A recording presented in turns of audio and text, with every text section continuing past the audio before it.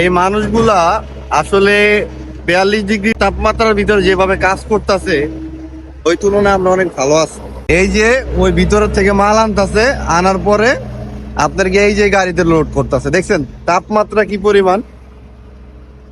মানে আমরা ওই তুলনায় অনেকটা ভালো আছি। এই যে আমরা যে মনে করেন যে দোকানের ভিতরে কাজ করি, এসির ভিতরে থাকি, হ্যাঁ, এই যে যে পরিমাণ রোদ, এই রোদের ভিতরে দেখছেন কি মোটা একটা গায়ে দিয়ে রয়েছি, হ্যাঁ, মানে ভিতরে এসি চলে, অনেকটা ভালো আছি আমরা ওই তুলনায়, আলহামদুলিল্লাহ।